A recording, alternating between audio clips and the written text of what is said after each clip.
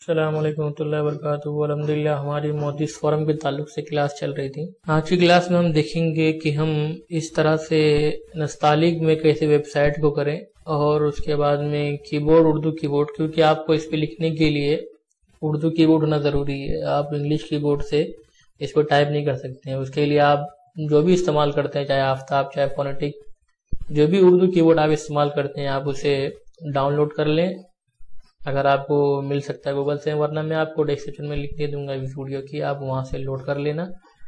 और इसी तरह से आप फ़ॉन्ट भी, मतलब बहुत सारे नस्तालिक फ़ॉन्ट आपको मिल जाएंगे। इससे पहले की क्लास में मैंने किसी क्लास में बताया था कि आप फ़ॉन्ट वगैरह कैसे डाउनलोड करें, मैं उसकी भी लिंक आपको दे दूंगा।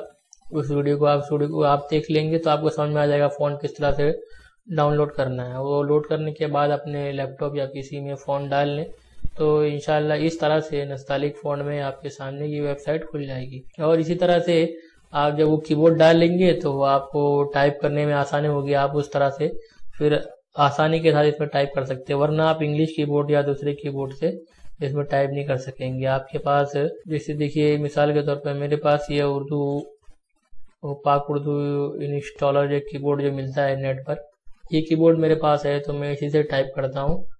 तो अगर ये कीबोर्ड आपको डालना है फोनेटिक कीबोर्ड, तो मैं इसकी लिंक वीडियो की डिस्क्रिप्शन में दे दूंगा, आप वहां से लोड कर लीजिएगा। या अगर आप आफ्ताब वगैरह यूज़ करते हैं तो गूगल पे आसानी के साथ मिल जाएंगे, आप उसे लोड कर सकते हैं और उसे लोड करने के बाद में आप इसका इस्तेमाल कर सकते हैं। वस्सलामु अलैकुम वरहमतुल्लाहि वबरकातुहू।